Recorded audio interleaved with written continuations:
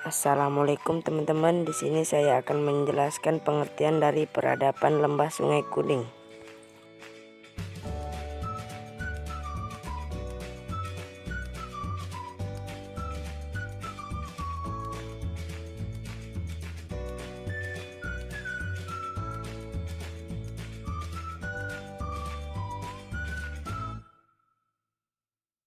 Letak geografis peradaban Sungai Kuning adalah Sungai Kuning bersumber di daerah pegunungan Qinglun di Tibet.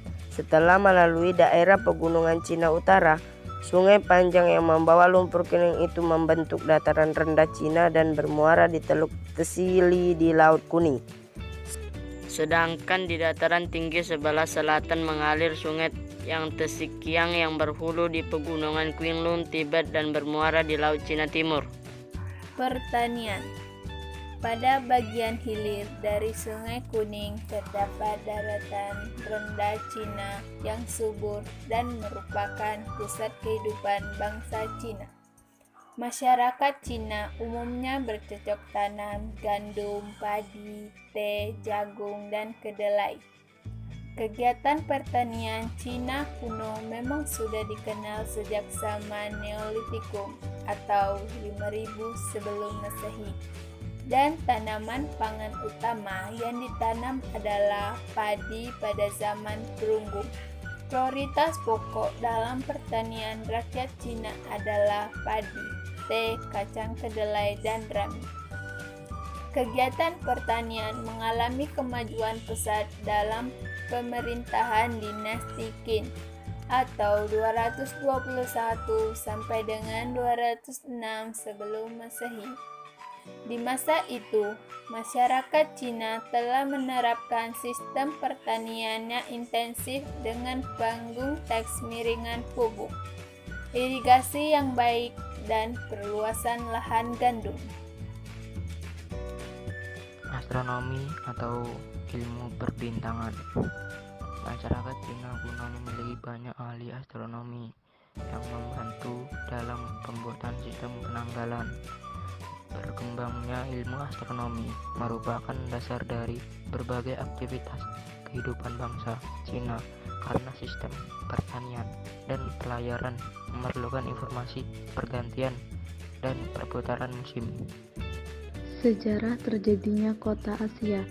Kota mulai tumbuh tahun 4000 sampai 2000 sebelum Masehi di lembah subur Sungai Tigris dan Efrat, Mesopotamia di daerah Teluk Persia. Kota ini pusat agama dan kerajinan. Penduduknya rata-rata 15.000 sampai dengan 25.000 orang. Kota Tebes dan Memphis di lembah Sungai Nil, Mesir tumbuh sekitar tahun 3000 sebelum Masehi. Sekitar tahun 2300 sebelum Masehi muncul kota-kota di lembah Sungai Indus, Pakistan model kota Benteng. Kota juga tumbuh di lembah Sungai Huanghe sepanjang pantai Laut Tengah merupakan perkembangan dari Mesopotamia. Kota Maya, Zapotek, Mextec, dan Aztec di Mesoamerika tidak di lembah tapi di daerah pertanian. Sejarah peninggalan. Sekitar tahun 3000 sebelum Masehi, bangsa Cina kuno telah memiliki pengetahuan teknologi yang cukup tinggi. Hal ini terbukti dari sisa peninggalan yang ditemukan di daerah lembah Sungai Kuning, seperti tembok raksasa, alat-alat rumah tangga, kuil, dan sebagainya. Filsafat. Filsafat adalah pandangan hidup seseorang atau sekelompok orang yang merupakan konsep dasar mengenai kehidupan yang dicita-citakan. Filsafat juga diartikan sebagai suatu sikap seseorang yang sadar dan dewasa dalam memikirkan segala sesuatu secara mendalam dan ingin melihat dari segi yang luas dan menyeluruh dengan segala hubungan. Konghucu. Pada masa pemerintahan dinasti Zhou, filsafat Cina berkembang dengan pesat karena lahirnya 3 ahli filsafat Cina, yaitu Laozi, Kongfuzi atau Konghucu, dan Mengzi Laozi, menuliskan ajarannya dalam buku berjudul Tao Te Ching. Beliau menjunjung tinggi semangat keadilan dan kesejahteraan yang kekal dan abadi yang dinamakan Tao.